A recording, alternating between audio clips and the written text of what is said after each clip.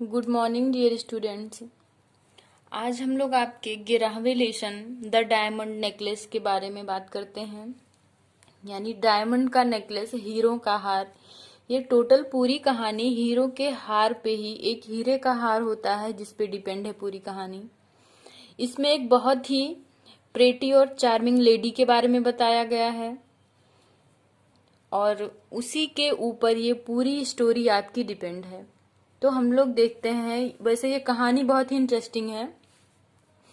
क्या होता है, यानी वो इतनी ज्यादा खूबसूरत है लेकिन उसके पास, यानी वो गरीब है और अपनी डेस्टिनी को हमेशा कोसती रहती है। इवन उसकी इच्छाएं हैं, यानी लेडीजों की इच्छाएं होती हैं कि कुछ ऐसा वैसा पहने, तो ऐसे ही कुछ उसकी भी है। और इसी चक्कर में, इसी लालच के चक्कर में वो अपनी एक फ्रेंड से डायमंड का नेकलेस ले लेती है उधार। और उसी, केवल इसी एक गलती की वजह से वो पूरी लाइफ सफर करती है। कैसे, यही हमको इस स्टोरी में देखना है। Let us start. She was one of those pretty charming young ladies born as if through an error of destiny into a family of clerk। Clerk मतलब होता है मुंशी या फिर लिपिक। She was one of those pretty charming young ladies born as if through an error of destiny। यानी ये महिला जिसके बारे में हम लोग बात कर रहे हैं, ये जो आपको इस फिगर में दिख रही है, ये इसी महिला के बारे में बात है कि वो ऐसी महिलाओं में से एक है जो बहुत ही आकर्षक और सुंदर और युवा महिला है। लेकिन उसके भाग्य का दोष है कि वो एक गरीब परिवार में पैदा होती है। She had no dowry, no hopes, no means of becoming known and married by a rich man. उसके पास ना तो इतना धन है कि उसके पिता उसको दहेज दे सकें अच्छा, और ना ही ऐसी कोई उम्मीद है कि वो किसी अच्छे घर में ब्याही जाए। No means of becoming known, और ना ही वो मतलब लोग उसे जाने, ऐसा भी कोई साधन उसके पास नहीं। जैसे होता है ना, कभी कभी लड़कियों को लोग पसंद कर लेते हैं कि हाँ ये अच्छी है, वेल एजुकेटेड है, तो इससे हम शादी करेंगे। यानी इस तरह की भी कोई बात नहीं है उसके घर में। And married by a rich man, या फिर किसी धनी व्यक्ति से उसका विवाह हो, इसकी भी कोई उम्मीद उसे नहीं है। She allowed herself to marry a pretty clerk in the office of a board of education. Board मतलब होता है परिषदीय, जो परिषदीय शिक्षा विभाग है, वहां की ऑफिस में एक व्यक्ति जो एक मुंशी के पद पर कार्य करता है, दिखने में बहुत ही, वो भी स्मार्ट है, उसी से वो अपनी शादी करती है। She suffered feeling her self born for all delicacies and luxuries. वो हमेशा इस बात से दुखी रहती है, ये हमेशा सोचती रहती है कि वो एक ऐसे परिवार में पैदा हुई थी कि जहाँ पे हर एक ऐशो आराम के लिए उसे हमेशा सोचना पड़ा। She suffered from the poverty of her apartment, the shabby walls and worn chair and the faded steps। She suffered from the poverty of her apartment। Poverty मतलब होता है गरीबी, अपार्टमेंट मतलब रहने का स्थान, चाहे वो फ्लैट ले लीजिए या फिर कोई कमरा या फिर छोटा सा घर। द shabby wall, shabby मतलब गंदा, टूटा फूटा, भद्दा। वॉर्न मतलब भी भद्दा, टूटा फूटा या गंदा। और फेडेड मतलब होता है नीरस, इसका भी वही सेंस है। स्टफ्स मतलब होता है वस्तुएं या सामान।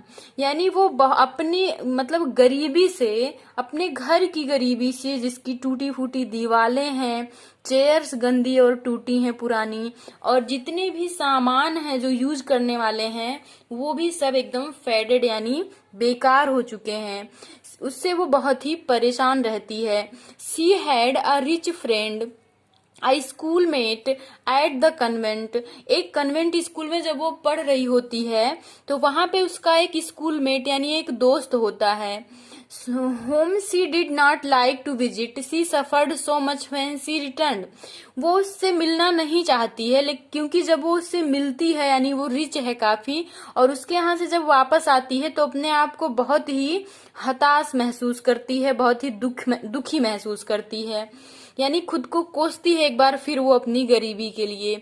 One evening her husband return elated bearing in his hand a large envelope. Envelope मतलब होता है लिफाफा या इनविटेशन कार्ड का लिफाफा। बियरिंग मतलब लिए हुए, इलेटेड मतलब अत्यधिक प्रसन्न।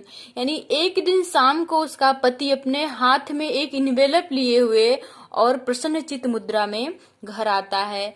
Here is something for you, he said, उसने कहा मुस्कुराते हुए, मैं तुम्हारे लिए कुछ लाया हूँ। She quickly drew out a printed card, वो बहुत जल्दी से उस प्रिंटेड कार्ड को यानी छपे हुए कार्ड को खोलती है।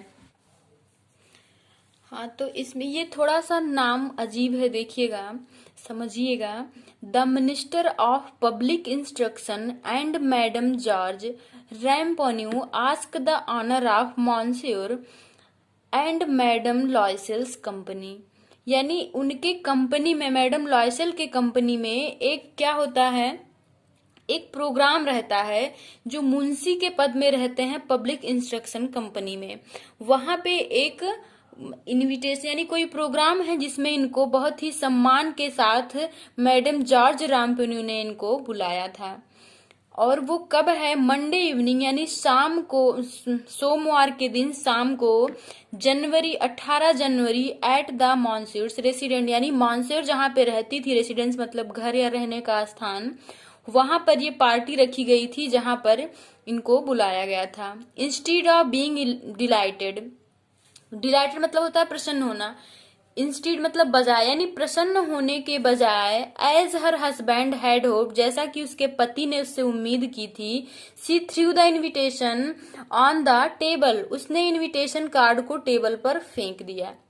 यानी वो अब भी फ्यूरियस है। और क्यों फ्यूरियस है, यानी क्रोधित है। क्यों क्रोधित है, क्योंकि वहां पर पहन के जाने के लिए उसके पास कपड़े नहीं है, ना तो अच्छे, ना ही कोई ज्वेलरी है, क्योंकि ये मैडम जो होती हैं ये कंपनी की मालकिन है, और ऐसे लोगों के यहाँ जाने के लिए उसको वैसे उसका स्टेटस भी यानी उसका पहनावा भी वैसे ही होना चाहिए, इसीलिए वो बेचारी अब भी दुखी है। आगे हम लोग नेक्स्ट वीडियो में पढ़ेंगे। आप लोग रीडिंग करते रहिएगा, वीडियो कम से कम 2 बार देखिए, और मोबाइल जब भी वीडियो ऑन करिए तो बुक लेके बैठिए, पढ़िए और अर्थ निकालिए। Thank you.